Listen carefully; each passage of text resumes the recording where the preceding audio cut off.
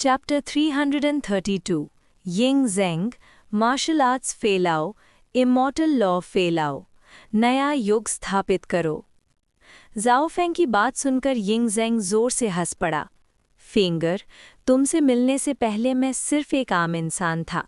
मेरी जिंदगी भी मुश्किल से 100 साल तक होती, लेकिन अब जब मैं देश की किस्मत से बंधा हूँ तो मैं अपने सभी पूर्व शासकों से काफ़ी आगे निकल चुका हूँ। वो आकाशीय देवता मेरी महाकिन को मिटा देना चाहते हैं, मेरी प्रजा को जानवरों की तरह काटना चाहते हैं। मैं ये कैसे बर्दाश्त कर सकता हूँ? अगर उन्हें मेरी जान चाहिए, अगर उन्हें मेरी प्रजा की जान चाहिए, तो मैं उनसे अंत तक लड़ूंगा, चाहे मौत ही क्यों ना आ जाए। मुझे कोई पछतावा नहीं होगा। ये सुनकर जाओ फेंग मुस्कुरा दिया। पिताजी, चिंता मत कीजिए। जब तक डिवाइन कॉन्टिनेंट की किस्मत सलामत है, ये लोग फिलहाल हमारा कुछ नहीं बिगाड़ सकते। अभी हमारे पास काफ़ी समय है और अभी ही मार्शल ग्रेट किन का युग शुरू करने का सही वक्त है।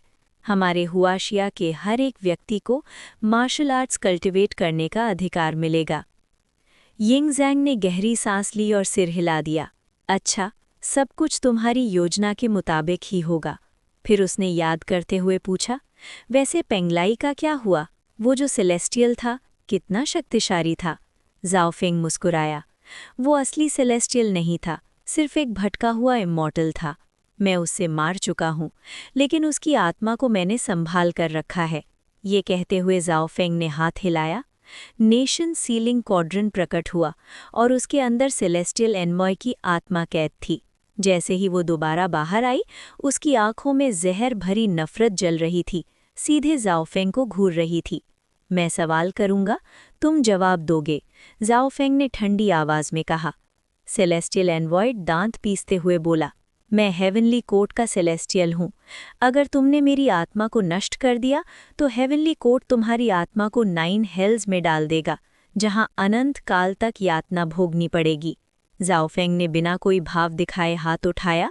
उसकी उंगली के सिरे पर नेदरवर्ल्ड फ्लेम की एक लहर जमा हो गई। अगले ही पल, आह!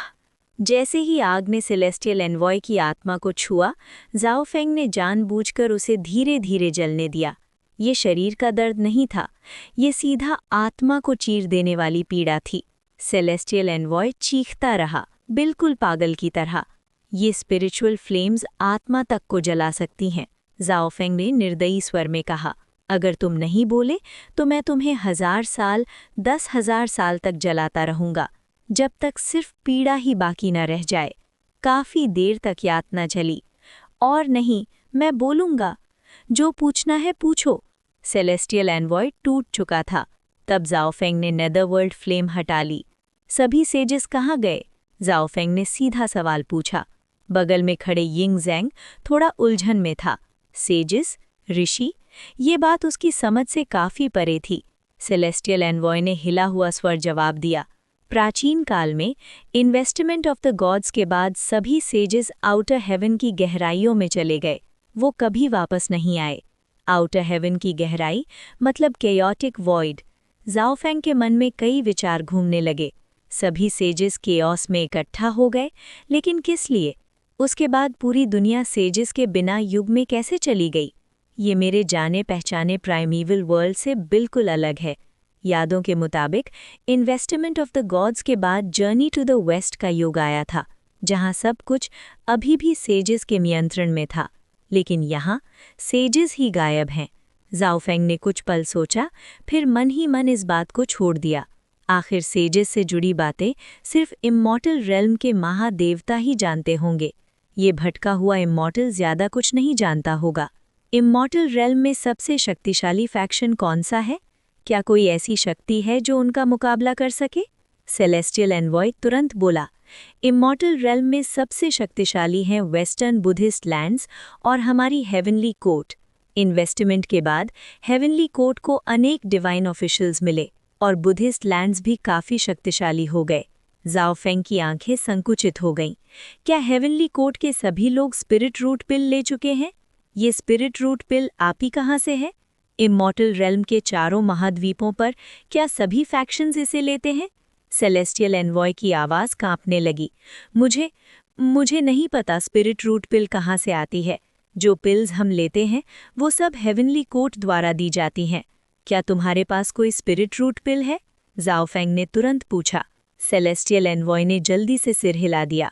स्पिरिट रूट पिल बेहद दुर्लभ है। सिर्फ उन्हीं को मिलती है जो हेवनली कोर्ट के प्रति पूरी वफादारी दिखाते हैं। मैं 1000 साल तक लोअर रेल्म्स में सेवा करता रहा, तब जाकर मुझे एक पिल मिली। तो मतलब हेवनली कोर्ट के सभी लोग स्पिरिट रूट पिल नहीं लेते। और जो नहीं लेते, क्या वो ज्यादातर ब्लड लाइफ स्टॉक होते हैं? सेलेस्टियल एनवॉय दंग रह गया। तुम्हें ब्लड लाइफ स्टॉक के बारे में भी पता है? तुम हो कौन? क्या तुम वुझांग टेम्पल से हो या वेस्टर्न कुनलुन से? नहीं, तुम्हारे अंदर इमॉर्टल की नहीं है और तुम्हारी टेक्निक्स इमॉर्टल आर्ट्स भी नहीं है। तुम आखिर हो कौन? जाओ फेंग ने उसे ठंडी नज़र से देखा। मैं सवाल करता हूँ, तुम जवाब देते हो। ये बातचीत नहीं है। फिर उसने पूछा, वुझांग टेम्पल और वेस्टर्न कुनलुन, क्या उनके पास भी स्पिरिट रूट पिल नहीं है? ये कहते हुए जाओ फेंग ने गुईगुजी की तरफ देखा। योर हाइनेस, उस समय मैं सिर्फ इमॉर्टल रेल्म का एक भटका हुआ कल्टिवेटर था। मुझे गहरी जानकारी नहीं है। स्पिरिट रूट पिल एक महान अवसर है जो सिर्फ बुद्धिस्ट लैंड्स और हेवनली कोर्ट को मिलता है। अगर सभी को स्पिरिट रूट पिल मिल जाती तो फिर उनके पास ब्लड लाइफ स्टॉक कहाँ से आते? Chapter 332 continued.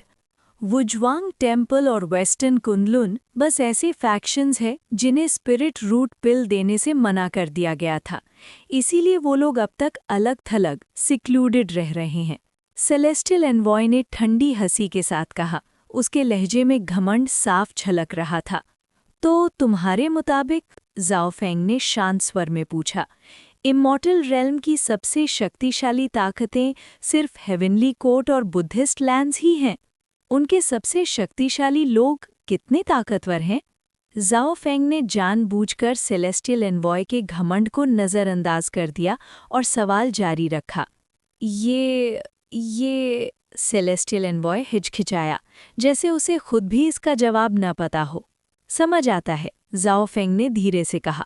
आखिर तुम भी सिर्फ लोअर रेल्म के कल्टिवेटर हो। इमॉर्टल रेल्म के गहरे राज तुम कैसे जान सकते हो?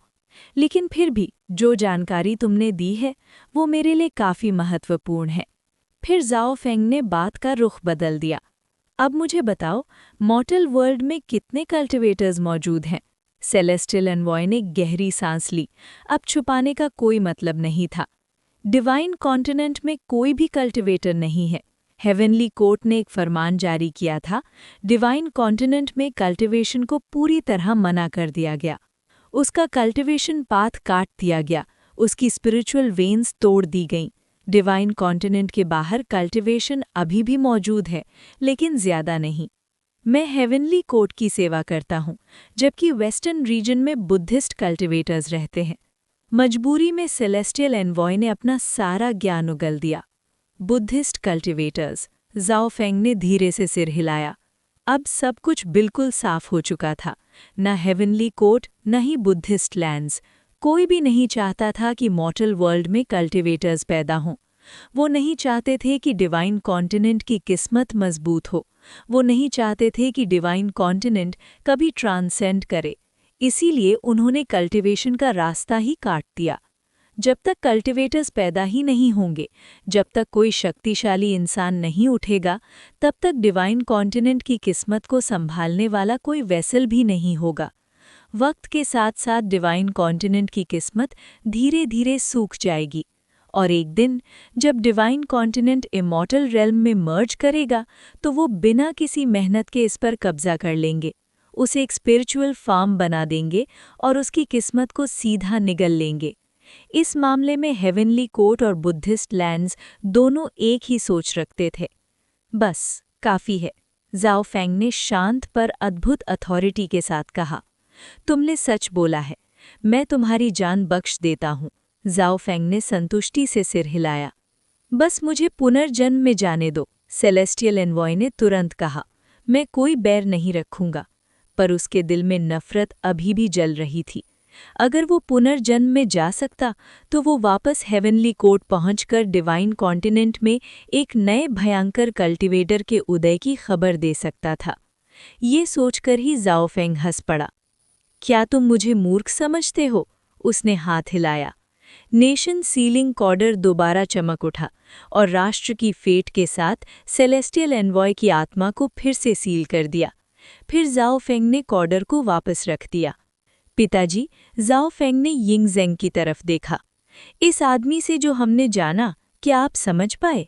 यिंग ज़ेंग ने शांत मन से विश्लेषण किया, बिल्कुल एक महान शासक की तरह। इमॉर्टल रेल्म पूरी तरह से करप्टेड इमॉर्टल्स के कब्जे में नहीं है। हेवनली कोर्ट और बुद्धिस्ट लैंड्स के अलावा भी और फैक्शंस हैं, और उनमें से कई इनके विरोध में हैं। इसलिए अगर भविष्य में ग्रेट किन इन दोनों का शत्रु भी बन जाता है, तो हम अकेले नहीं होंगे। वॉरिंग स्टेट्स एरा में भी ग्रेट किंग ने दूर के मित्र बनाना और पास के शत्रुओं पर वार करना सीखा था। शायद इमॉर्टल रेल्म में भी वही नीति काम आए। इमॉर्टल रेल्म विशाल है। हेवनली कोर्ट और बुद्धिस्ट लैंड्स हर जगह अपनी शक्ति नहीं फैला सकते। बिल्कुल सही, जाओ फेंग ने सिर हिलाया। उसके होठों पर व्यंग्य भरी मुस्कान थी। Heavenly court, Buddhist lands. जो ग्रंथ हमें दयालु इमॉर्टल्स और करुणा भरे बुद्धों की कहानियां सुनाते हैं, सच में वो सिर्फ राक्षस हैं। बस अपनी छवि को चमकाना उन्हें अच्छी तरह आता है। फिर जाओ फेंग ने अपनी सोच से बाहर आते हुए अपने पिता की तरफ देखा।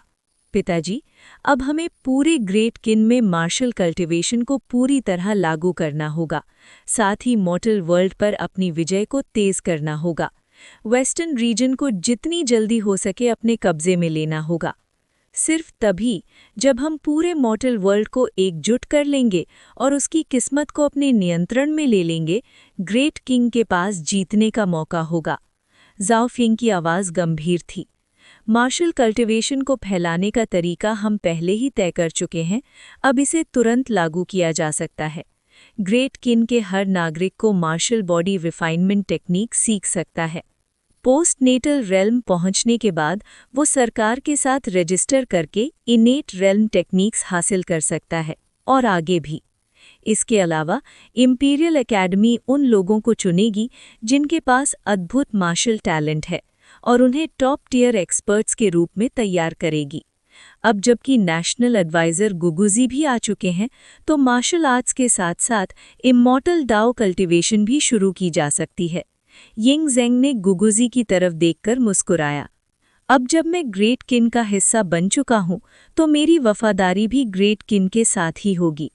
मेरे सभी शिष्य पहले ही इमॉर्टल डाओ कल्टीवेट कर चुके हैं। वो नेसेंट स्टेज तक पहुंच चुके हैं और इमॉर्टल डाओ का ज्ञान फैलाने के लिए पूरी तरह सक्षम है। लेकिन गुगुजी ने गंभीर होते हुए कहा, मार्शल डाओ जो क्राउन प्रिंस ने बनाया है, वो कोई भी सीख सकता है। इमॉर्टल डाओ अलग है। उसके लिए स्पिरिट रूट्स चाहिए, तभी कोई ची को खींचकर इमॉर्टल कल्टीवेशन के रास्ते पर चल सकता है। स्पिरिट रूट्स जांचने का कोई ट्रेजर है? जाओ फेंग ने पूछा। स्पिरिट रूट्स टेस्ट करने का टूल बनाना मुश्किल नहीं है, गुगुजी ने कहा। मैं आसानी से एक रिफाइन कर सकता हूँ, लेकिन इमॉर्टल कल्टीवेशन के लिए रिसोर्सेज बहुत ज़्यादा चाहिए होते हैं, खासकर स्पिरिट स्टोन्स। जाओ फेंग मुस्कुरा दिया। मास्टर गुगुजी, रिसोर्सेज की चिंता बिल्कुल मत कीजिए। हेवनली कोर्ट और बुद्धिस्ट लैंड ने डिवाइन कॉन्टिनेंट का कल्टीवेशन पाथ काट दिया। यहाँ स्पिरिचुअल वेन्स ही नहीं रहने दी। ये उनका बहुत ही कठोर कदम था, जिसने हजारों सालों तक डिवाइन कॉन्टिनेंट को कल्टीवेशन से वंचित रखा। लेकिन आज यही बात ग्रेट किंग के लिए वरदान बन गई है। हजारों सालों से यहाँ के रिसोर्सेज किसी ने छुआ तक नहीं। अब जब ग्रेट किंग ने अपनी राष्ट्रीय किस्मत को इकट्ठा करके उसे नेशनल फॉर्चून में बदल दिया है, डिवाइन कॉन्टिनेंट के छुपे हुए स्पिरिट स्टोन माइंस खुद ब खुद सामने आ रहे हैं। उन माइंस से पहले ही अनेक स्पिरिट स्टोन्स मिल चुके हैं। Chapter 33 continued. रिसोर्सेज अनंत हैं, जाओ फेंग ने मुस्कुराते हुए कहा। शायद ये भी किस्मत का ही एक खेल है। गुईगुजी ने हल्की मुस्कान के साथ गहरी सांस ली। सेलेस्टियल और बुद्धिस्ट फैक्शंस ने डिवाइन कॉन्टिनेंट का कल्टीवेशन पाथ काट दिया था, ये सोचकर कि यहाँ कभी दोबारा कोई उदय नहीं होगा। उन्होंने कभी सपने में भी नहीं सोचा होगा कि इसी का जवाब बनकर ग्रेट किन खड़ा हो जाएगा। मास्टर गुईगुजी, जाओ फेंग ने शांत पर दृढ़ स्वर में कहा, आप बिना किसी रोक टोक के स्पिरिचुअल रूट टेस्टिंग ट्रेजर को रिफाइन करना शुरू कर सकते हैं। इसके अलावा ची को शरीर में खींचने की बुनियादी टेक्निक भी लोगों के बीच फैला दी जाए। अगर किसी के पास स्पिरिचुअल रूट्स होंगी तो वो बिना देरी के कल्टिवेशन शुरू कर सकता है। इससे स्पिरिचुअल रूट्स टेस्ट करने में होने वाली बेकार की देरी भी बचेगी। ये सुनते ही गुई गुजी की आंखें चमक उठी। क्राउन प्रिंस वाकई में बुद्धिमान है। उन्होंने तुरंत कहा, ये तरीका बिल्कुल सही है। ची ड्राइंग टेक्निक फैलाकर हम आसानी से जान सकते हैं कौन स्पिरिचुअल रूट्स रखता है। उसके बाद ट्रेजर से उनकी रूट्स की शक्ति नापकर हम पूरे डिवाइन कॉन्टिनेंट से अनेक इमॉर्टल दाओ के प्रतिभाशाली लोग चुन सकेंगे। जाओ फेंग ने हल्की सी मुस्कान दी। इमॉर्टल कल्टिवेशन हो या मार्शल कल्टिवेशन, दोनों ही कल्टिवेशन के रास्ते हैं। इसके अलावा एक और रास्ता भी है, नेशनल फॉर्च्यून के जरिए कल्टिवेशन का रास्ता। जब हम फैला ही रहे हैं तो तीनों को ही फैला देते हैं। मार्शल डाओ और इमॉर्टल डाओ ग्रेट किन के हर नागरिक के लिए उपलब्ध होंगे, लेकिन नेशनल फॉर्च्यून का रास्ता सिर्फ ग्रेट किन के अधिकारियों के लिए रखा जाएगा। आज से हम शुरू करते हैं। सेलेस्टियल देवता पहले ही हरकत कर चुके थे और उनके बचे खुचे असर मिटा दिए गए हैं। अब समय आ गया है सर्वजन कल्टिवेशन का। जाओ फेंग की आवाज़ गंभीर और घोषणा से भरी हुई थी। बिल्कुल, यिंग झेंग ने गंभीरता से सिर हिलाया। फिर आज जब दुनिया एकजुट हो चुकी है और ग्रेट किन अपनी शक्ति के शिखर पर है, हुआक्सिया की समृद्धि नए चरण में प्रवेश करेगी। हम सम्राट और क्राउन प्रिंस ग्रेट किन के सभी नागरिकों को दीर्घायु की बुनियाद देने का निर्णय लेते हैं। हम लोगों के बीच मार्शल डाओ और इमॉर्टल डाओ की शिक्षा फैलाते हैं। मार्शल डाओ जो क्राउन प्रिंस द्वारा रचित है, सबके लिए उपलब्ध है। इसकी साधना से जीवन शक्ति बढ़ेगी, आयु लंबी होगी, पर्वत चीरने, पत्थर तोड़ने की शक्ति मिलेगी। मेहनत जनजात कमियों को भी पूरा कर सकती है। इमॉर्टल डाओ जो ग्रेट किन के नेशनल प्रीसेप्टर द्वारा दिया गया है, सिर्फ उनके लिए है जिनके पास स्पिरिचुअल रूट्स हैं। इसका अभ्यास करने वाले अलौकिक शक्ति पाएंगे और सच्चे इमॉर्टल्स की तरह आकाश में उड़ सकेंगे। इम्मत 33। यिंग झेंग ने तुरंत एक साम्राज्य फरमान जारी कर दिया। कल्टिवेशन के कानून लोगों के बीच फैलाने का आदेश दिया गया। हेवनली प्रोफेन मिरर के जरिए यिंग झेंग ने पहले से तैयार की हुई बुनियादी इंटरनल कल्टिवेशन टेक्निक्स को सीधे अपलोड कर दिया। जब ये फरमान ग्रेट किन के 9 प्रोविंसेस के 36 कमांडरीज तक पहुंचा, तो हर नागरिक जिसके पास हेवनली प्रोफेन मिरर था, काउंटी मैजिस्ट्रेट, प्रीफेक्ट या गवर्नर के आशीर्वाद के साथ ये टेक्निक्स प्राप्त कर सकता था। इसके अलावा गुई गुजी ने भी तुरंत इमॉर्टल दाओ की ची को शरीर में खींचने वाली बुनियादी टेक्निक हेवनली प्रोफेन मिरर में अपलोड कर दी। आज ग्रेट किन के कल्टिवेशन पाथ के प्रसार का दिन ग्रेट किन के लिए एक नए युग की शुरुआत होगा। मैं आज से एक नया कैलेंडर स्थापित करता हूँ, ग्रेट किन न्यू एरा। इसका पहला वर्ष कहलाएगा दाओ प्रसार का वर्ष। राज्य के सभी नागरिक इसके साक्षी बनेंगे। यिंग झेंग की शक्तिशाली आवाज़ गूंज उठी। थोड़ी ही देर बाद 9 प्रोविंसेस के गवर्नर्स ने साम्राज्य फरमान प्राप्त किया और उसे 36 कमांडरीज में फैला दिया। पूरा ग्रेट किन एम्पायर एक भूकंप जैसे बदलाव की ओर बढ़ रहा था। शीनयांग साम्राज्यिक राजधानी में फरमान प्राइम मिनिस्टर के निवास से निकला। चांसलर्स ऑफिस के अधिकारी शहरी सैनिकों के साथ आगे बढ़े। साम्राज्य फरमान आ चुका है। ग्रेट किन के सभी नागरिकों, इस फरमान को सुनो। जैसे ही अधिकारी फरमान पकड़कर आगे आए, उन्होंने बुलंद आवाज में घोषणा की। राजधानी के अनेक नागरिक उनकी तरफ देखने लगे।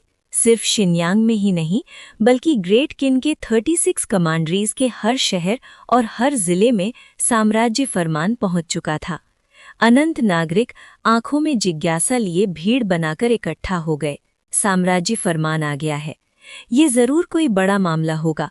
पिछली बार जब हिज मैजेस्टी और क्राउन प्रिंस ने फरमान जारी किया था, तो कर कम हुए थे, खेती की जमीन मिली थी और नए बीज मिले थे, हर घर का पेट भर गया था। इस बार क्या होने वाला है, हाँ बिल्कुल, जरूर कुछ बहुत महत्वपूर्ण होगा। चलो जल्दी सुनते हैं। हा हा हा, अब सिर्फ सुनना ही नहीं, देख भी सकते हैं। हिज मैजेस्टी और क्राउन प्रिंस की कृपा से मैंने तो ग्रेट किन की नई लिपि तक सीख ली है।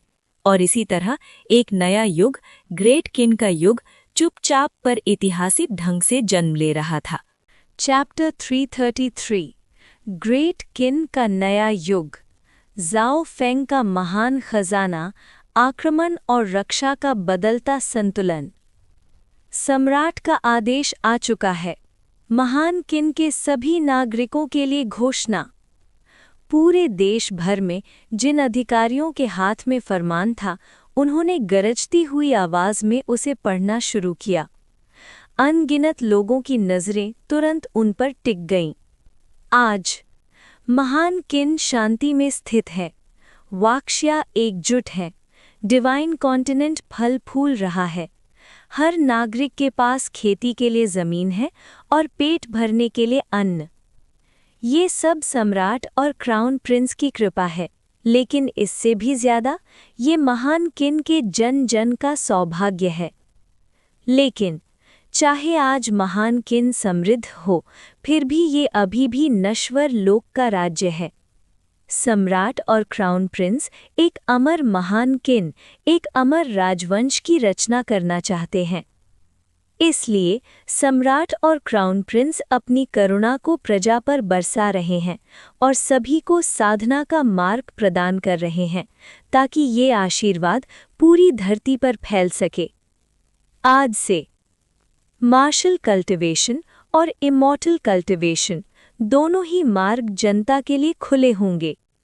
मार्शल दाव, जो क्राउन प्रिंस ने स्वयं रचित किया है, हर कोई साध सकता है।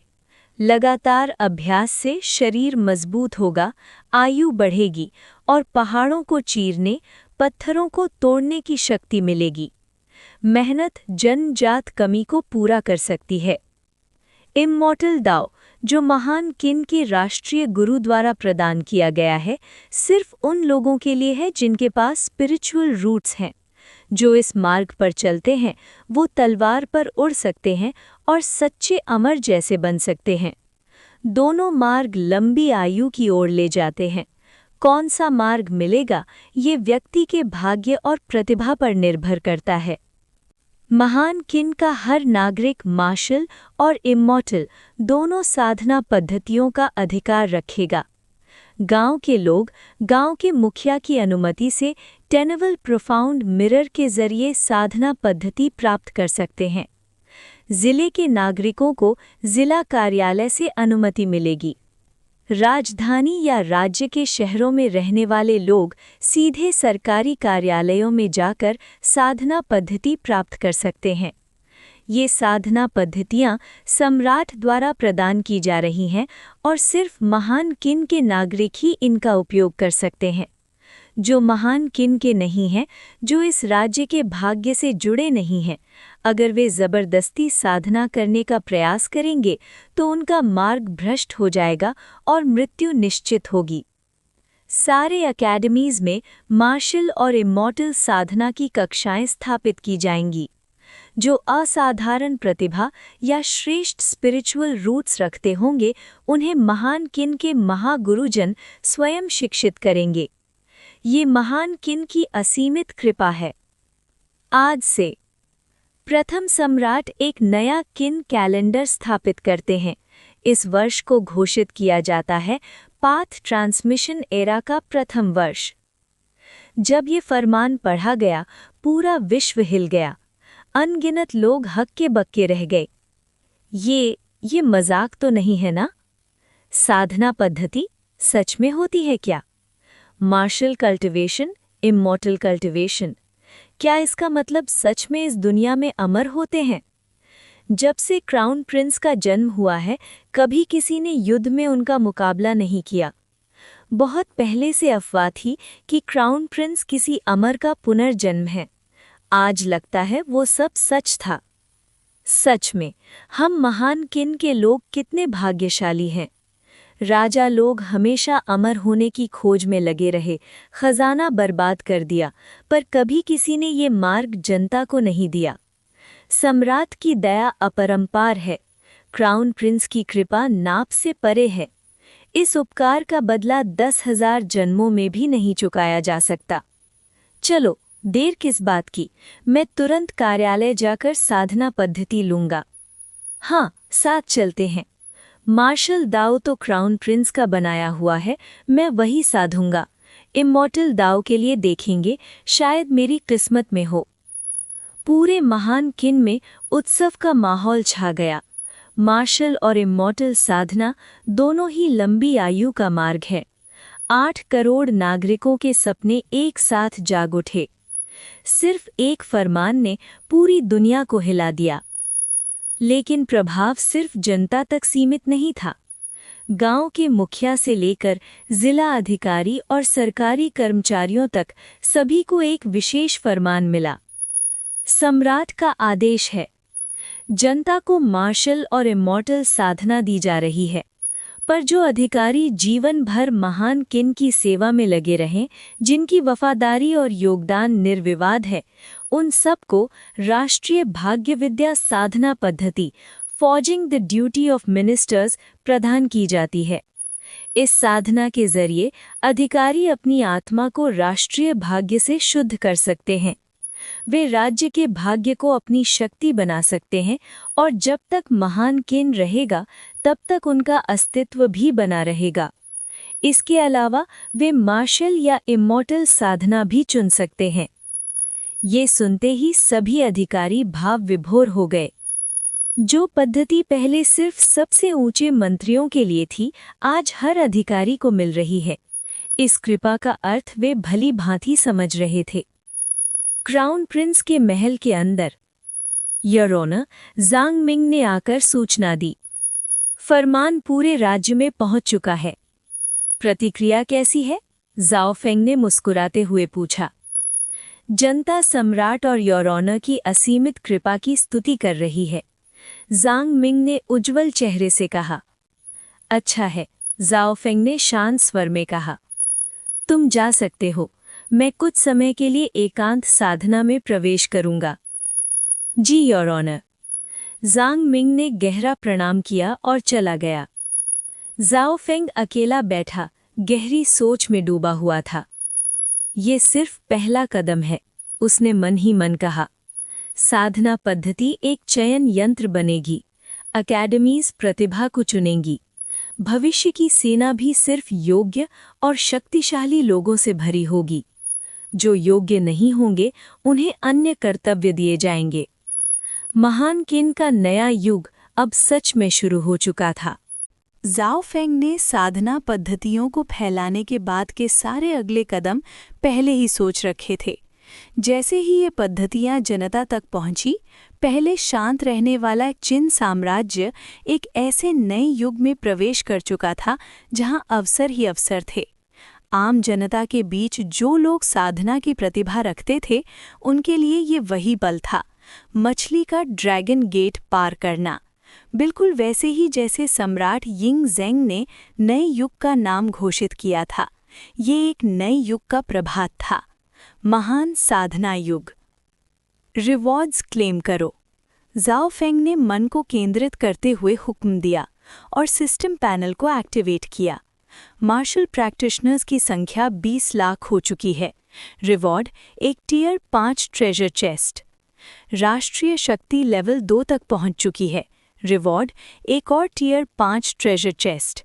सिस्टम की आवाज़ गूंज उठी। एम्पायर पैनल खोलो, ज़ाओ फेंग ने अगला आदेश दिया। उसके सामने एक रोशनी भरी स्क्रीन उभर आई। Empire name, great Qin empire, top tier dynasty. Totem, top tier dynasty. Mysterious bird. Activate होने पर पूरे देश और जनता को मजबूत बनाता है। Population 87.88 million.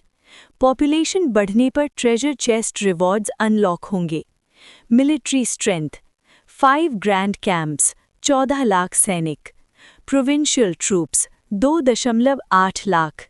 Logistics corps 5 lakh. Martial practitioners 23 lakh. Innate martial artists की संख्या बढ़ने पर रिवॉर्ड्स अनलॉक होंगे। National power level 2। National power बढ़ने पर ट्रेजर चेस्ट रिवॉर्ड्स अनलॉक होंगे। काफी समय से एम्पायर पैनल नहीं देखा था, जाओ फेंग ने हल्की मुस्कान के साथ कहा। मुझे अंदाजा नहीं था कि फेट डायनेस्टी स्थापित होने के बाद इतना बदल जाएगा। अब भाग्य से जुड़ी हुई एट्रीब्यूट्स भी आ गई हैं और एक नया टोटम भी। उसकी आंखों में उत्साह चमक उठा, खासकर वो टोटम जो पूरे जनता को एक साथ मजबूत बना सकता था। मिस्टीरियस बर्ड टोटम के एट्रीब्यूट्स क्या हैं? जाओ फेंग ने गहरी नज़र से देखा। एट्रीब्यूट्स एक्टिवेट करो, उसने हुक्म दिया। तुरंत एक छोटा सा मिस्टीरियस बर्ड उसके सामने प्रकट हुआ। वो हवा में मंडराया, फिर रोशनी में बदलकर एक स्क्रीन बन गया। Totem attributes. वॉर, राष्ट्रीय भाग्य के साथ सेना को सशक्त बनाता है, युद्ध शक्ति +30%। हार्वेस्ट, अनुकूल मौसम सुनिश्चित करता है, कृषि उत्पादन +30%। कल्टीवेशन, सभी नागरिकों की साधना गति +30%। स्पिरिट, नए जन्मे बच्चों में साधना की प्रतिभा होने की संभावना +30%। फेट डायनेस्टी के हर टियर पर सिर्फ एक एट्रीब्यूट चुना जा सकता है। होस्ट अभी एक का चयन करें। समझ गया, जाओ फेंग ने धीरे से कहा। अभी 4 विकल्प हैं। सच में मुश्किल फैसला है, पर वर्तमान अवस्था में साम्राज्य को भविष्य पर ध्यान देना होगा। तीसरा और चौथा विकल्प सबसे ज्यादा लाभदायक हैं। तीसरा पूरी जनता की साधना गति +30% बढ़ाता है, जो भविष्य के अमर और देवताओं के खतरों के लिए तैयारी है। चौथा अगली पीढ़ियों में साधना प्रतिभा होने की संभावना +30% बढ़ाता है। जाओ फेंग कुछ पल सोचता रहा। अगर मुमकिन होता तो वो चारों ही चुनता, लेकिन ये संभव नहीं था। मैं तीसरा विकल्प चुनता हूँ, कल्टीवेशन। साधना पद्धतियाँ अभी फैली हैं। अगर पूरी जनता को 30% एक्स्ट्रा कल्टीवेशन स्पीड मिले तो इसका मूल्य अनमोल होगा। फैसले होते ही मिस्टीरियस बर्ड ने एक तेज गगनभेदी चीख मारी। सैनयांग, राजधानी के आसमान में एक विशाल चमकदार मिस्टीरियस बर्ड अचानक प्रकट हुआ। उसकी चीख पूरे चिन साम्राज्य में गूंज उठी। एक अदृश्य तरंग चारों दिशाओं में फैल गई और हर नागरिक के भाग्य से जुड़ गई। उस एक क्षण में टोटम की शक्ति ने पूरी जनता को सशक्त बना दिया। दिखाई नहीं दिया, पर असर गहरा था। हर एक व्यक्ति की साधना गति बढ़ चुकी थी। मुझे पहले ही राष्ट्रीय भाग्य से कल्टीवेशन बूस्ट मिल रहा था, अब टोटम से और भी ज्यादा वृद्धि मिल रही है। इसके साथ मेरा महान चिन्ह सच में साधना युग में प्रवेश कर चुका है। ये वृद्धि राष्ट्रीय भाग्य से कहीं आगे थी। अब ट्रेजर चेस्ट खोलने का समय है। 2 नए टियर 5 ट्रेजर चेस्ट्स के साथ अब मेरे पास कुल 4 हैं। सब खोल दो, जाओ फेंग ने हुक्म दिया। टियर 5 ट्रेजर चेस्ट्स खोले जा रहे हैं। प्राप्त postnatal middle grade spirit treasure essence refining tower. प्राप्त postnatal spirit item creation soil. प्राप्त divine ability heaven and earth manifestation. प्राप्त postnatal supreme treasure special mirror. System के संदेश चमक उठे। उन्हें देखते ही जाओ फेंग का मन उत्साह से भर गया। हर एक चीज असाधारण थी। सुप्रीम ट्रेजर, सिर्फ एक नज़र में उसका ध्यान उस पर टिक गया। पोस्ट नेटल सुप्रीम ट्रेजर, ये कोई छोटी बात नहीं थी। इस स्तर का खजाना इनेट स्प्रेड ट्रेजर के बराबर शक्ति रखता था, लगभग असीमित। स्पेशल मिरर, जाओ फेंग की आंखों में चमक और गहरी हो गई। इस बार तो सच में जैकपॉट लग गया। अगर ये पोस्ट नेटल सुप्रीम ट्रेजर मेरी उम्मीद के मुताबिक निकला तो शायद ये हेवनली प्रोफाउंड मिरर से भी आगे निकल जाए। और फिर ये एसेंस रिफाइनिंग टावर भी है। नाम से ही लगता है एक सपोर्ट टाइप ट्रेजर होगा। अगर ऐसा हुआ तो ये तो एक बड़ा वरदान होगा। अभी के लिए ग्रेट किन को सबसे ज्यादा कमी ऑक्सिलरी आर्टिफैक्ट्स की ही है। जाओ फेंग का मन उत्साह से भरा हुआ था। हेवनली प्रबंध मिरर साधना में मदद करता था, लेकिन उसमें बहुत ज़्यादा स्पिरिट स्टोन्स खर्च होते थे और अभी तक उसे आम जनता के लिए पूरी तरह खोला भी नहीं गया था।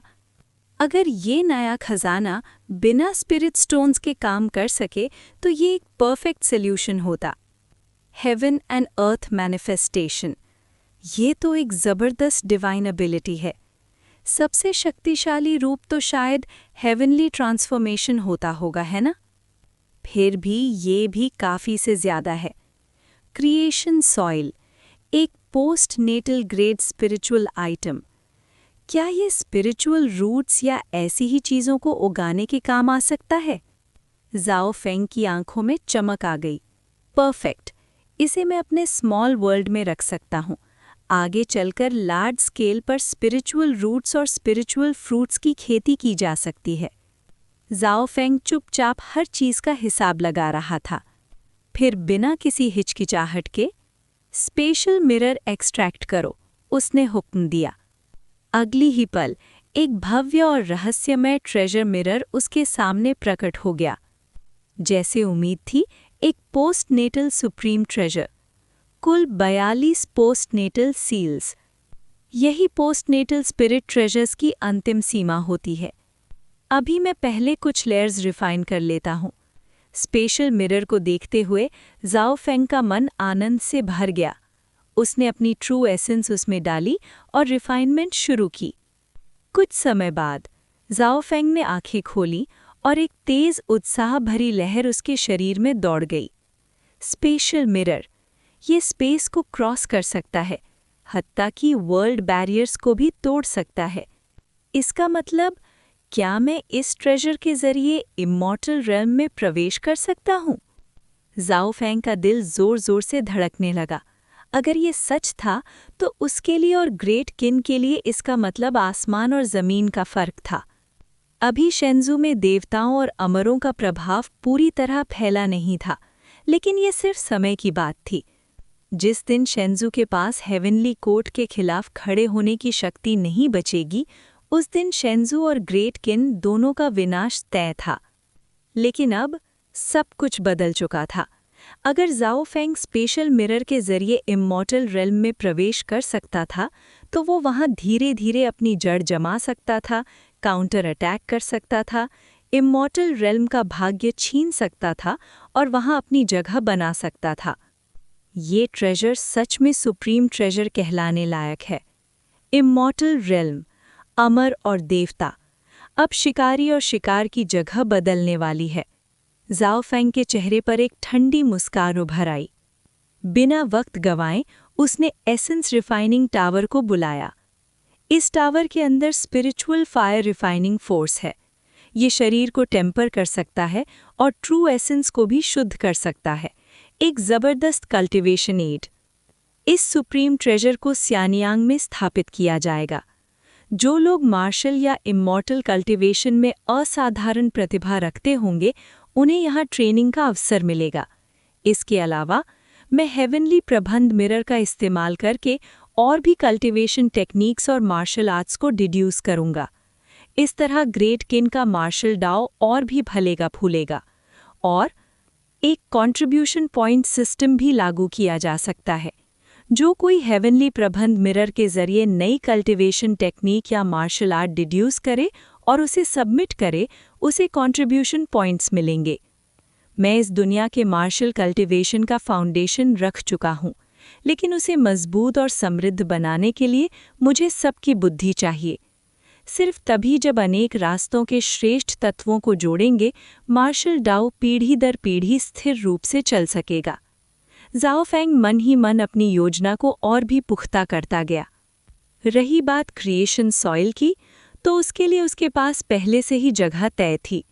बिना देर किए उसने क्रिएशन सॉइल को स्मॉल वर्ल्ड के स्पिरिचुअल स्प्रिंग में डाल दिया, जहां पहले से ही कई स्पिरिचुअल रूट्स उग रहे थे। क्रिएशन सॉइल के सहारे अब उनकी वृद्धि कई गुना तेज हो जाएगी। इसी दौरान immortal realm, western Buddhist lands. Shenzhou की स्थिति, अव्यवस्था शुरू हो चुकी है। शेंजू का भाग्य अब हमारी बुद्धिस्ट सख्त के पक्के नियंत्रण में नहीं रहा। एक सोने के कमल आसन पर विराजमान तथागत ने धीमी गंभीर आवाज में कहा। आवाज कोमल थी पर उसमें अडिग अधिकार था। मैं निर्णय ले चुका हूँ। बुद्ध धर्म को शेंजू में फैलाया जाएगा। मॉन्क सोल्जर्स का एक ऑर्डर स्थापित किया जाएगा और शेंजू का भाग्य हम अपने लिए छीन लेंगे। एक बुद्ध ने झुककर पूछा, वर्ल्ड ऑनर्ड वन, शेंजू तो मॉर्टल्स की भूमि है और ईस्टर्न हेवनली कोर्ट उस पर नज़र रखता है। अगर हम वहां हस्तक्षेप करें तो क्या ये हेवनली कोर्ट के हेवनली मैंडेट का उल्लंघन नहीं होगा? तथागत ने शांत स्वर में कहा, मैं पहले ही गणना कर चुका हूँ। हेवनली कोर्ट का बनाया हुआ हेवनली मैंडेट टूट चुका है। पहले उनकी तैयारी पूरी थी, इसलिए हमें बीच में घुसने का अवसर नहीं मिला, लेकिन अब उनका मैंडेट भंग हो चुका है। इस स्थिति में मैं चुप रहकर देख नहीं सकता। शेंजू को अपने कब्जे में लेना, उसका भाग्य अपना बनाना और उसे वेस्टर्न बुद्धिस्ट लैंड्स का हिस्सा बनाना, यही नया हेवनली मैंडेट होगा। तथागत की आवाज़ जैसे एक पवित्र मंत्र थी, न रोकने लायक न नकारने लायक। We shall follow the decree of the world honoured one. पश्चिमी बुद्धिस्ट लैंड्स के सभी बुद्ध एक साथ बोल उठे। तथागत ने ऊपर की ओर देखा, उसकी आंखों में गहरी लालसा और महत्वाकांक्षा चमक उठी। सेंट्स, हेवन एंड अर्थ, भाग्य का संग्रह, सेंटहुड का रास्ता, इस अवसर को मैं हाथ से जाने नहीं दूंगा। चैप्टर 334।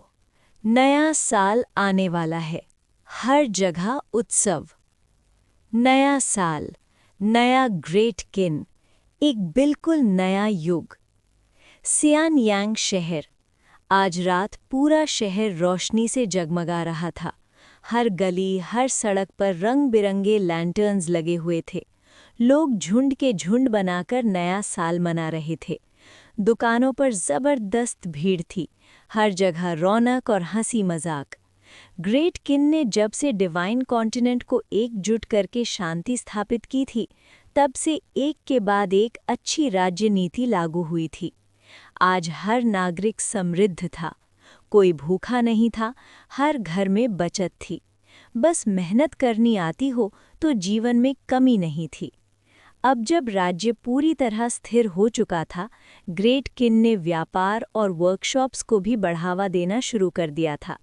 पूरा डिवाइन कॉन्टिनेंट धीरे धीरे बदल रहा था। हाँ, मार्शल डाओ और इमॉर्टल डाओ को फैलाए हुए सिर्फ कुछ ही महीने हुए थे, लेकिन तेज नज़र वाले व्यापारी पहले ही स्पिरिचुअल अर्ब्स, औषधि पौधे और एल्केमी के सामान उगाने लगे थे। कल्टीवेशन के साथ ही ग्रेट किन ने एक नए बदलावों का युग शुरू कर दिया था। भाई जाओ, सुनाए तुम पोस्टनेटल मार्शल रेल्म के 3rd स्टेज में पहुंच गए हो? सिर्फ किस्मत थी। शायद मेरी जन्मजात प्रतिभा थोड़ी अच्छी है, इसलिए कुछ महीनों में मार्शल डाओ की बुनियाद समझ आ गई। आगे का भविष्य तो चमक रहा है। भाई चेंग, तुम इमॉर्टल डाओ में प्रवेश कर पाए? मेरी किस्मत नहीं थी, मेरे पास स्पिरिचुअल रूट ही नहीं है। इमॉर्टल डाओ तो छोड़ना पड़ा, सिर्फ मार्शल डाओ ही कर सकता हूँ। उदास मत हो, दरबार ने साफ कहा है, मार्शल और इमॉर्टल दोनों ही लॉन्जेविटी का रास्ता है, और मार्शल डाओ तो खुद क्राउन प्रिंस ने बनाया है। इसकी संभावना बहुत बड़ी है। ये भी सही है, दोनों रास्ते फल फूल रहे हैं। ग्रेट किन का भविष्य जरूर सुनहरा होगा। अगर हम कल्टीवेशन में सफल हो गए तो आगे कोई सीमा नहीं रहेगी। बिल्कुल, हिज मैजेस्टी और क्राउन प्रिंस सच में कृपालु है। उन्होंने पूरे लोक को आशीर्वाद दिया है। ग्रेट किन के प्रजा होने के नाते हमें उनके प्रति पूरी वफादारी दिखानी चाहिए, ये तो तय है। वैसे पैसा कमाना भी ज़रूरी है। अगर हम स्पिरिचुअल अर्ब्स खरीद पाएं तो कल्टीवेशन और तेज़ हो जाएगी। हाँ, बिल्कुल। पिछले सालों में नए साल पर लोग सिर्फ अपनी ज़िंदगी के सुधार की बात करते थे।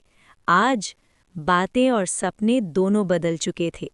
इंगजैंग और जाओफेंग की प्रेस्टीज अब पूरे डिवाइन कॉन्टिनेंट में आसमान छू रही थी। इंगजैंग को लोग अब इटर्नल एम्परर कहने लगे थे। जो इतिहास के भविष्य में मिलना था, वो खिताब इसी युग में मिल गया। और जाओफेंग, उसे इतिहास का सबसे महान क्राउन प्रिंस कहा जा रहा था। साथ ही एक और उपाधि, marshal ancestor. Imperial palace grand assembly hall plaza. आज महल के अंदर अलग ही रौनक थी। दरबार के अधिकारी, उनकी पत्नियां, उनके बच्चे, साथ ही एम्पायर के 36 कमांडरीज के गवर्नर्स और मैजिस्ट्रेट्स, सबको इंपीरियल डिक्री के जरिए बुलाया गया था। महल के अंदर यूनिक्स और पैलेस मेड्स इधर-उधर भाग रहे थे। वाइन इमॉर्टल टैवर्न से लाई गई श्रेष्ठ शराब के बैरल मेहमानों को परोसे जा रहे थे। जब से जाओफेंग ने अपनी पहचान वापस पाई और ग्रेट किन में लौटा, वाइन इमॉर्टल टैवर्न जो कभी एक प्राइवेट व्यापार था, अब एक इंपीरियल इंडस्ट्री बन चुकी थी, पूरे साम्राज्य में मशहूर। और सबसे उत्तम शराब सिर्फ राज परिवार के लिए। ग्रैंड प्लाजा में अनेक अधिकारी अपने परिवार के साथ खड़े थे, हंस बोल रहे थे। उन्हीं में एक तरफ फुसू खड़ा था, अपनी पत्नी और उनके जुड़वा बच्चों के साथ। अब जब राजगद्दी की दौड़ का बोझ उस पर नहीं था, फुसू ने एक आज़ाद और शांत जीवन अपना लिया था। ली सी की बेटी के साथ उसका रिश्ता पूरी तरह स्थिर हो चुका था और दोनों ने मिलकर एक खुशहाल परिवार बना लिया था। पिछली टाइमलाइन में जहां फुसू का अंत दुखांत होता, वहां जाओफेंग की वजह से उसे एक नया जीवन मिला था। दूसरे भाई बहुत दिनों बाद मिले। तुम अब बिल्कुल बदल गए हो। सच है। पहले तुम एक शांत सभ्य व्यक्ति लगते थे, अब तुम में एक अधिकारी की गरिमा आ गई है। बिल्कुल सही कहा। कुछ राजकुमार फुसू को घेर कर मजाक कर रहे थे। 5वें भाई, 7वें भाई, 9वें भाई, तुम लोग तो अभी भी बिल्कुल वैसे ही हो। हम लोग बिना चिंता के जी रहे हैं, इसलिए अपनी असली सोच को जिंदा रख पाते हैं। ग्रेट किन सच में बहुत बदल गया है। हमारा बड़ा भाई, वो वाकई लाजवाब है। इंग गाओ ने गहरी सांस लेते हुए कहा, बिल्कुल। उसके लाए बदलाव कल्पना से परे हैं। कौन सोच सकता था कि एक दिन हम भी इमॉर्टैलिटी का रास्ता चलेंगे? ज़ैंग लियू ने श्रद्धा से कहा। समय बीत चुका था। फुसू कई समय से एक प्रोविंस संभाल रहा था। छोटे राजकुमार भी बड़े हो चुके थे। सबसे छोटा भी अब 16-17 साल का था। इंग ज़ैंग के आदेश पर सब अपनी अपनी जगह सरकारी और सैन्य पदों पर काम कर रहे थे। हाँ, हमारा बड़ा भाई ग्रेट किन के लिए असाधारण बदलाव लाया है, फुसू ने गंभीर स्वर में कहा। सियान यांग से दूर रहने के बावजूद नए इंपीरियल डिक्रीज उसे सबसे पहले मिलते थे। हर नीति, चाहे राज्य प्रशासन हो, कृपा हो या सेना, सब ने राज्य को मजबूत बनाया और लोगों का दिल जीत लिया। जो गोल्डन एज फुसू कभी सपनों में देखता था, आज वो उसके पिता और बड़े भाई के हाथों से सच हो चुका था।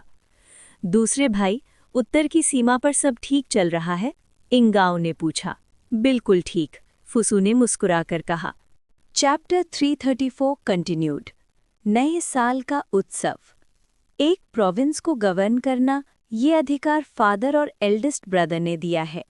कैपिटल के बाहर रहकर मुझे ग्रेट किंग के लोगों की जिंदगी को पहले से देखने का मौका मिलता है, फुसू ने मुस्कुराते हुए कहा। अपनी क्षमता का उपयोग करके लोगों को समृद्धि देना, ये मेरा फर्ज और मेरी शान है। साफ दिख रहा था कि फुसू अपने गवर्नर के पद पर बहुत गर्व महसूस कर रहा था। सेकंड ब्रदर ने फाइनली अपने एम्बिशंस को पूरा करने का स्टेज पा लिया है।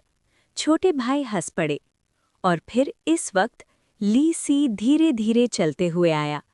उसके आते ही सारे रॉयल प्रिंसेस तुरंत साइड हो गए। नमस्ते फादर इन लॉ। फुसू तुरंत झुका।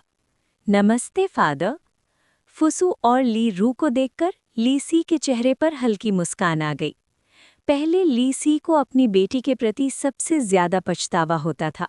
वो जब रॉयल डिक्री के कारण अपनी बेटी का शादी फुसू से करवा रहे थे और वैंग वैंग और दूसरे लोगों के साथ तनाव में थे, तब उनकी जिंदगी फुसू के घर में अच्छी नहीं थी। लेकिन अब सब कुछ बदल चुका था, ज़ाओ फेंग के आने के बाद। उठो, ली सी मुस्कुराते हुए बोला। फादर इन लॉ, फुसू आज ही वापस आया है, पहले आपसे नहीं मिल पाया, कृपया माफ कीजिए, फुसू शर्म से बोला। मिलना या ना मिलना कोई मायने नहीं रखता, जरूरी ये है कि तुम रूअर का ख्याल अच्छा रखो। भरोसा रखिए फादर इन लॉ, फुसू कभी रूअर को निराश नहीं करेगा, फुसू ने कहा और प्यार से ली रू की तरफ देखा। फादर, हस्बैंड मेरा बहुत ख्याल रखते हैं, ली रू ने तुरंत अश्योरेंस दिया। अपने आप को संभालते हुए ली रू ने 2 छोटे बच्चों को अपने पास बुलाया। पिंगर और अनर, जल्दी अपने दादाजी को प्रणाम करो, ली रू ने कहा। नमस्ते दादाजी। 2 बच्चे एक साथ झुके। फुसू की एक बेटी और एक बेटा थी। बड़ी बेटी अब 5 साल की थी और छोटा बेटा 3 साल का। बड़ी बेटी का नाम इंग पिंग और छोटा बेटे का नाम इंग आन रखा गया, जो शांति और सुरक्षा का प्रतीक था। अच्छा, अपने 2 पोतों को देखकर लीसी का चेहरा खुशी से भर गया। कल जब तुम घर जाओगे, अपने बड़े भाई से मिलोगे, लीसी मुस्कुराते हुए बोला।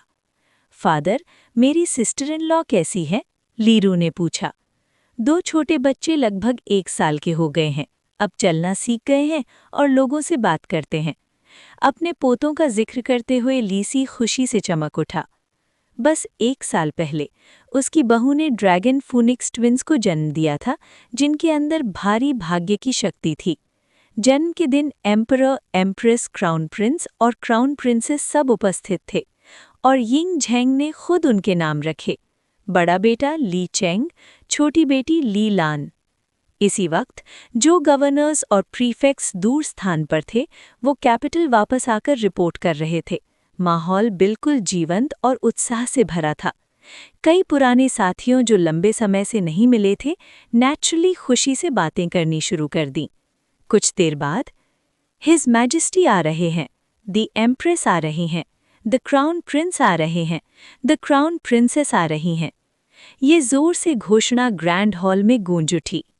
सुनते ही सारे अधिकारी तुरंत संभावना भरे और गौरवान्वित हो गए और हॉल के स्टेप्स की तरफ देखा। Your subjects pay respects to your majesty and the empress. Your subjects pay respects to the crown prince and the crown princess. सारे अधिकारी और उनके परिवार एक साथ बार-बार बोले। इन गूंजती आवाज़ों के बीच यिंग झेंग ने शिया डोंग का हाथ पकड़ा, जाओ फेंग ने वैंग यान का हाथ पकड़ा। वे धीरे-धीरे पैलेस हॉल से बाहर निकले और स्टेप्स चढ़ने लगे। उठो, यिंग झेंग ने हल्का मुस्कान के साथ हाथ उठाया। आज, जब नया साल शुरू हो रहा है, चैप्टर 334 कंटिन्यूड, नया साल का उत्सव, पार्ट 2। ये भी हमारे एम्पायर के नए कैलेंडर में पहला न्यू ईयर सेलिब्रेशन है, जाओ फेन ने कहा। इसलिए पूरे राष्ट्र में खुशी और उत्सव मनाया जाए। मैं अभी घोषणा करता हूँ, स्टार्टिंग टुडे एम्पायर का ग्रेन टैक्स 10% और कम किया जाता है ताकि पूरे देश के लोगों को आशीर्वाद मिले। इंग जेंग ने हंसी के साथ अनाउंस किया। हिज मैजेस्टी की सूझबूझ का जवाब नहीं। ग्रैंड हॉल में सब ऑफिशियल्स एक साथ बोले। अब ग्रेट किन एम्पायर पहले जैसा नहीं रहा। राष्ट्र का खजाना भरपूर था और लगातार हार्वेस्ट्स के साथ अब ग्रेन की कमी का सवाल ही नहीं था। चाहे स्पिरिचुअल ग्रेन्स का यूज़ ना भी हो, सिर्फ ऑर्डिनरी राइस की कल्टीवेशन से एम्पायर के रिजर्व्स फुल रहते। फादर, न्यू ईयर के इस समय में गवर्नेंस की बातें छोड़िए, छुट्टी के बाद ही डिस्कस करें, जाओ फेंग मुस्कुराते हुए बोला। देखो कैसे ये लड़का अब मुझे कंट्रोल कर रहा है, इंग जेंग ने हल्के हेल्पलेसनेस के साथ कहा। नीचे खड़े ऑफिशियल सब मुस्कुराए, लेकिन जोर से हंस नहीं सके। बिल्कुल, फेंगर सही कहता है। आज का दिन सिर्फ न्यू ईयर सेलिब्रेट करने का है, स्टेट अफेयर्स डिस्कस करने का नहीं। रात को मेरा बेटा और मैंने आप सब के लिए एक ग्रैंड फीस्ट तैयार किया है। और ऑफ कोर्स फेंगर ने भी आप सब के लिए एक बड़ा वरदान तैयार किया है, इंग जेंग ने मुस्कुराते हुए कहा। कुछ ऐसा जो लाइफ को प्रोलॉन्ग करे और कल्टीवेशन को एनहांस करे। फिर इंग जेंग ने हाथ तालियों के साथ ताली बजाई। हिज मैजेस्टी के आदेश पर फीस्ट लाओ, एक पैलेस अटेंडेंट जोर से बोला। तुरंत काफ़ी पैलेस मेड्स और यूनिक्स एक्सक्विजिट डेलिकेसीज और फाइन वाइन्स ले आए और हर गेस्ट के सामने रखे। हा, हिज मैजेस्टी और क्राउन प्रिंस ने आज रात को ज्यू सियान लो का फाइनेस्ट ब्रू ड्रीम ड्रंक सर्व कर दिया, वोंग जियान हंसते हुए बोला। आज मुझे फुल ड्रिंक करना है। स्टेट मार्शल, अपने ही मजाक बना रहे हो, हान फेई ने टीज किया। कभी काफ़ी नहीं होता, कभी काफ़ी नहीं होता। वोंग जियान जोर से हंसी और सब ऑफिशियल्स भी हंस पड़े। फादर इन लॉ, टुनाइट सिर्फ खाना और शराब नहीं है, ज़ाओफेंग ने मुस्कुराते हुए कहा। फिर उसने फिर से हाथ तालियों के साथ बजाया। इस समय क्राउन प्रिंस के कुछ गार्ड्स ऑर्नेट बॉक्सेस लेकर बैंक्वेट की तरफ आए। साफ था, ये आइटम्स इतने कीमती थे कि ऐसे एस्कॉर्ट की ज़रूरत थी। ऑफिशियल्स क्यूरियोसिटी से भरे। ऐसे सम्मान के लिए कंटेंट्स बहुत ही एक्स्ट्राऑर्डिनरी होंगे। योर हाइनेस, सब स्पिरिचुअल फ्रूट्स डिस्ट्रीब्यूट हो चुकी हैं। जैंग मिंग रिस्पेक्टफुली आगे बढ़ा और 4 ऑर्नीट बॉक्सेस इंग जैंग और जाओ फेंग के सामने रखे। मिनिस्टर्स, आप अपने बॉक्सेस अब खोल सकते हैं, जाओ फेंग ने मुस्कुराते हुए कहा।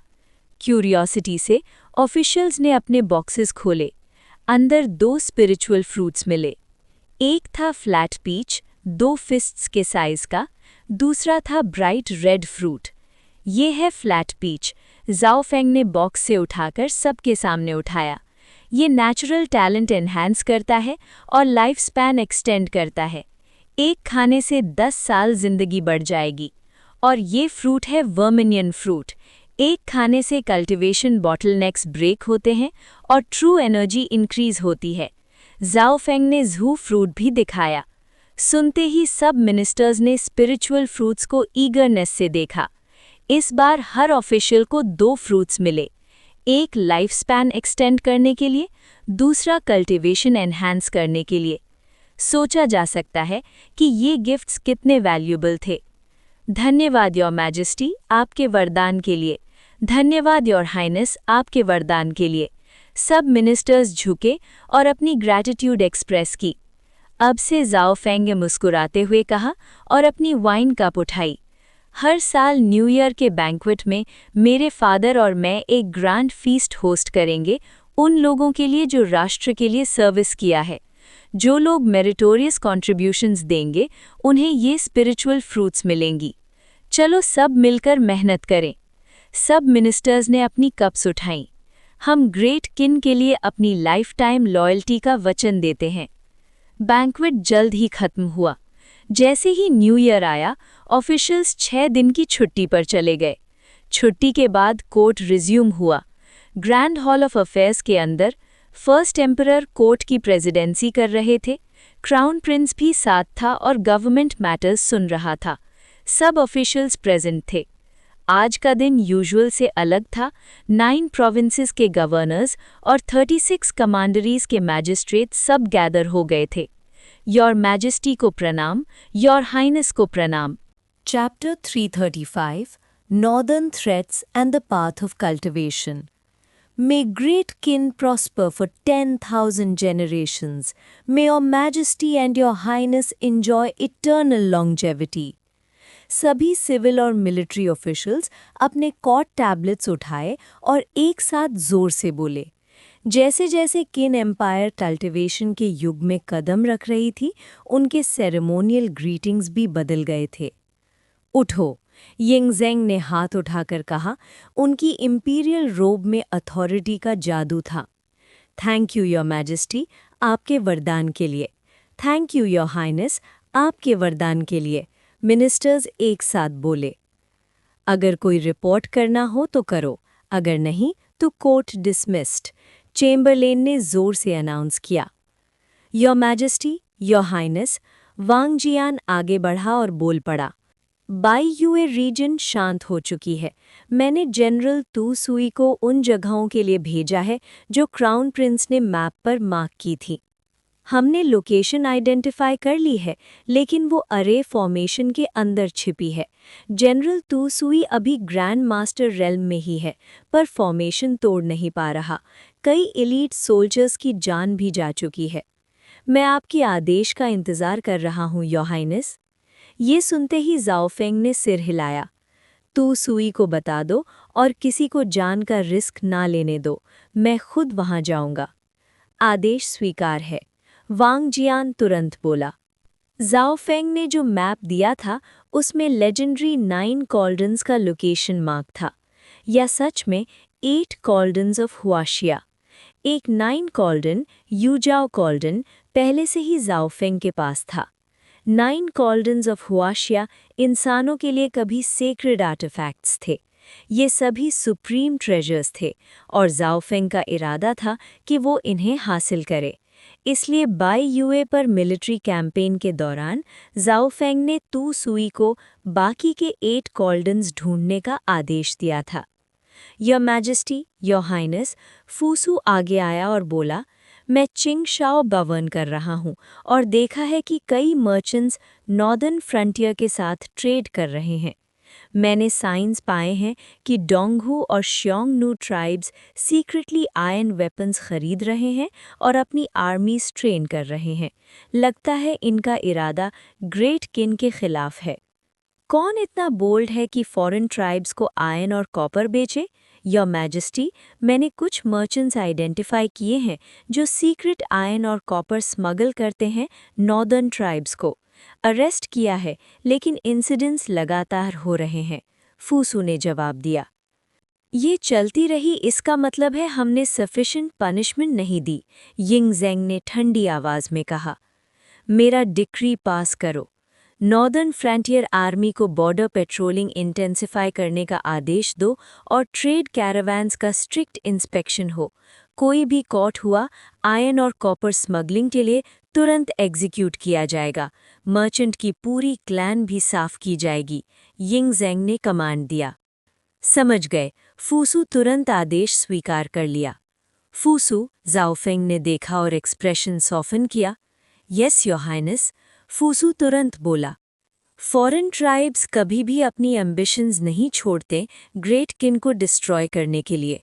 आयरन और कॉपर मिलिट्री रिसोर्सेज हैं, इन्हें फॉरेन ट्राइब्स को बेचना मतलब एनिमी को सपोर्ट करना। ये मैटर लाइटली नहीं लिया जा सकता। मैं जानता हूं कि तुम कन्फ्यूजन टीचिंग से इन्फ्लुएंस्ड हो, पर तुम्हें समझना होगा कि कन्फ्यूजन बेनेवलेंस हमारे लोगों के लिए है, एनिमीज के लिए नहीं, ज़ाओफेंग ने सीरियसली कहा। समझ गया योर हाइनेस, फूसू ने फर्मली नॉड किया। डोंगहू और श्योंगनू ट्राइब्स के बारे में ज़ाओफेंग ने कंटिन्यू किया। मैं उनके मूवमेंट्स का काफ़ी वक्त से अवेयर हूँ। जब से मैंने डोंगहू के किंग का सर काटा, उसका बेटा सीक्रेटली पावर गैदर कर रहा है रिवेंज लेने के लिए, पर ये सब मेरे फायदे में काम करता है। ज़ाओफेंग के लिप्स पर एक कोल्ड स्माइल आया। योर हाइनेस उनके मूव का इंतजार करेंगे?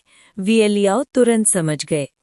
अगर डोंगहू और श्योंगनू इन्वेड करते हैं ग्रेट किन को तो फुल फोर्स के साथ करेंगे, और मैं चाहता हूं कि ये एक डिसाइसिव बैटल में खत्म हो जाए। डोंगहू और श्योंगनू का पूरा कंट्रोल मेरा हो जाए नॉर्दर्न फ्रंटियर पर। बस हमें उनके मूवमेंट्स मॉनिटर करने हैं, ओवरली कंसर्न्ड होने की ज़रूरत नहीं है, ज़ाओफेंग ने डिक्लेयर किया। Your highness is wise, ministers ने एक साथ बोला। योर मैजेस्टी, हान फेई आगे आया और रिपोर्ट की, मार्शल और इमॉर्टल कल्टीवेशन टेक्निक्स को पब्लिक में स्प्रेड हुए काफ़ी मंथ्स हो गए। कई टैलेंटेड इंडिविजुअल्स जो कल्टीवेशन पोटेंशियल रखते हैं एकेडमीज या मिलिट्री में रिक्रूट हो गए हैं, लेकिन इमॉर्टल कल्टीवेशन का प्रैक्टिस अभी भी कम है। कॉमन पीपल में सिर्फ 1 में से 1000 स्पिरिचुअल रूट्स रखते हैं। मार्शल और इमॉर्टल कल्टीवेशन मेथड्स सिर्फ कुछ मंथ्स के लिए पब्लिकली अवेलेबल हैं, ज़ाओफेंग ने कहा। पर लोग अभी भी कल्टीवेशन का ट्रू अंडरस्टैंडिंग नहीं रखते, बस बेसिक टेक्निक्स है और पाथ की इंसाइट नहीं है, इसलिए मैंने अरेंजमेंट किया है। 10 दिन बाद ज़ाओफेंग ने अनाउंस किया, मैं सियानयंग सिटी के बाहर एक ग्रैंड लेक्चर रखूंगा, जहां मैं लोगों को मार्शल कल्टीवेशन का पाथ समझाऊंगा। साथ ही नेशनल प्रैक्टर ऑफ घोस्ट विद्या लोगों को इमॉर्टलिटी का पाथ सिखाएंगे। योर हाइनेस, ल्यू बुवेई रिस्पेक्टफुली बोला, ये ज़रूर सियानयंग में सेंसेशन क्रिएट करेगा, पर पूरे एम्पायर के लोगों तक कैसे पहुंचाया जाए? सभी सब्जेक्ट्स ऑफ ग्रेट किन मेरी टीचिंग्स तियानज़ुआंग मिरर के थ्रू सुन सकेंगे। 10 दिन बाद पूरे एम्पायर के सिटीजन्स को हक मिलेगा मेरी लेक्चर सुनने का, ज़ाओफेंग ने कॉन्फिडेंटली डिक्लेयर किया।